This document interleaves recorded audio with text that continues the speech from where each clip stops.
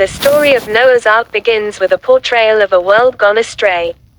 Human wickedness had reached its peak, with pervasive violence and corruption. God, observing this moral decay, regretted creating humankind and resolved to cleanse the earth of its corruption. Amidst this widespread depravity, Noah stood out as a beacon of righteousness, a man who walked faithfully with God. God chose Noah to survive the impending deluge and tasked him with building an ark.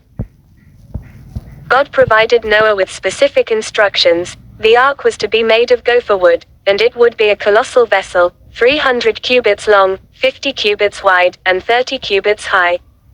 The ark would have 3 decks, a roof, and a door on its side. Noah was to coat it inside and out with pitch to make it waterproof. Noah was also instructed to bring into the ark 2 of every living creature, male and female, to preserve their species. Additionally, he was to take 7 pairs of every kind of clean animal and bird, ensuring enough for both repopulation and sacrificial offerings. Noah was to gather enough food to sustain his family and the animals throughout the flood. Noah, in unwavering obedience, followed all of God's commands. He and his family, his wife, 3 sons, Shem, Ham, and Japheth, and their wives, began constructing the ark. Despite the likely mockery and disbelief from others, Noah's faith never wavered, and he persisted in his monumental task. Once the ark was completed, God gave Noah a final warning. In 7 days, he would send rain upon the earth for 40 days and 40 nights, eradicating all living beings outside the ark. Noah and his family, along with the gathered animals, entered the ark, and God sealed them in. As foretold, the heavens opened, and the great fountains of the deep burst forth. Torrential rains poured down for 40 days and 40 nights, submerging even the highest mountains beneath the rising waters. Every living creature outside the ark perished, fulfilling God's judgment on a corrupted world.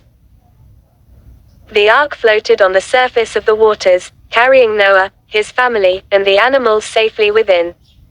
After the rain ceased, the waters continued to prevail upon the earth for 150 days.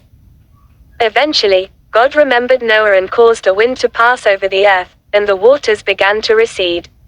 The ark came to rest on the mountains of Ararat. Noah waited patiently as the waters continued to diminish. After 40 days, he opened a window and sent out a raven, which flew back and forth until the waters dried up. Then, he sent out a dove, which initially found no place to rest and returned to the ark. After 7 days, Noah sent the dove out again, and it returned with a freshly plucked olive leaf, signaling that the waters had receded. After another 7 days, he released the dove once more, and it did not return, indicating that the earth was drying out.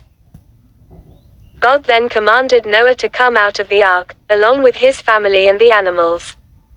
Upon exiting, Noah built an altar to the Lord and offered sacrifices of clean animals and birds.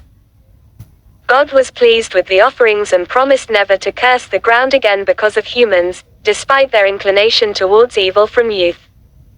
He established a covenant with Noah, symbolized by the rainbow, vowing that never again would all life be destroyed by a flood.